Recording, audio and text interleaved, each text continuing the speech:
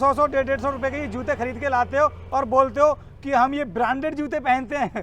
बेटा तुम शहरी लोग ना फेंकने में सबसे ज्यादा आगे होते हो, लेकिन तुम हमारे ऐसे लोगों को ना कभी बेवकूफ नहीं बना पाओगे। बेटा हम चीज पहनते हैं ना तो ओरिजिनल पहनते हैं, ब्रांडेड पहनते हैं, जो कि आज के टाइम पर हम गांव वालों के पास देख लो, एक से ब्रांडेड जूता मिल जाएगा आपके लिए 1500 रुपए का, 2000 रुपए का, यहाँ तक कि 3-3 हजार रुपए तक के जूते पहनते हैं हम लोग। लेकिन तुम लोग तो बस 100 150 रुपए वाले जूते पहन के अपने आप को बहुत बड़ा आदमी समझने लगते हो। तुझे कुछ ज्यादा ही पता है हम शहर वालों के बारे में, जो इतना बोल रहा है। और अनुष्का सबसे बड़ी बात तो ये है कि आज तक ये मॉल के अंदर नहीं गया होगा, और जाने की कोशिश भी की होगी ना तो मॉल वाले ऐसे लोगों को एंट्री भी ना देंगे। देखो मेरी बात कान खोल के सुन लो, हम लोगों को ना मॉल वगैरह जाने की जरूरत ही नहीं पड़ती है, क्योंकि हमारे कपड़े जिस टेलर से सिले जाते हैं ना वो टेलर हमारे घर आकर ही हमारा नाप लेकर जाता है। तो हमारे पास इतना टाइम ही नहीं बचता है कि हम फालतू में इधर उधर भटकते फिरें। देख भाई, ज्यादा दिमाग खराब करने की जरूरत नहीं है। एक तो तूने हमारा बहुत टाइम बर्बाद कर दिया।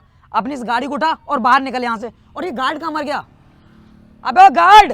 देखो वो आ रहा है। जी सर, क्या हुआ? ये गवार लोग इस खटारा गाड़ी को अंदर लेके चला आ रहा है। तू क्या कर रहा था अंदर? देख नहीं सकता है? तेरी ड्यूटी अंदर रहने की है, गेट पे खड़े होने की। अरे सर आप यहाँ पर, वो भी बाइक से? सर मैंने तो आप पर ध्यान ही नहीं दिया। अबे ओए, पागल हो गया है क्या? तू इस गवार को सर बोल रहा है? तू इसे जानता है क्या? हाँ मैम, मैं इनको जानता हूँ। और आप लोग नहीं जानते इनको? अरे हमें इन जैसे गवारों को जानकर करना ही क्या है? अरे सर, ये इस कंपनी के मालिक हैं और ये कंपनी इन्हीं की तो है। क्या कहा तुमने? ये इस कंपनी के मालिक हैं? तो फिर इस बाइक से और इस तरीके के कपड़े पहनकर क्यों आए कंपनी के अंदर? लेकिन गार्ड भाई साहब मुझे ये बताओ कि आज से पहले तो मैंने इन लोगों को कभी नहीं देखा है यहाँ पर। ये यहाँ पर किस लिए आए हैं? सर इनके लिए ना मैनेजर साहब ने नियुक्ति किया है और ये मैनेजर साहब के नए असिस्टेंट हैं। अच्छा, तो ये मैनेजर साहब के नए असिस्टेंट हैं। लेकिन मैनेजर साहब ने इनका इंटरव्यू लिया था या फिर मैनेजर साहब की ये कोई रिश्तेदार या कोई दोस्त कुछ हैं जिसकी वजह से इन जैसे लोगों को मैनेजर साहब ने नियुक्त कर लिया? क्योंकि इन लोगों के बात करने के तरीके को देखकर मुझे लगता है कि इनके अंदर ऐसी काबिलियत तो है नहीं कि मैनेजर के असिस्टेंट बन सके।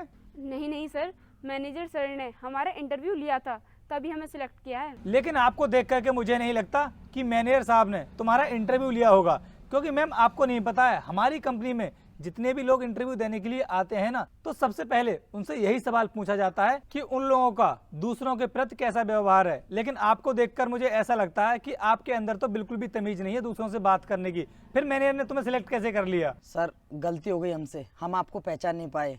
हमारी इस गलती के लिए प्लीज आप हमें माफ कर दीजिए।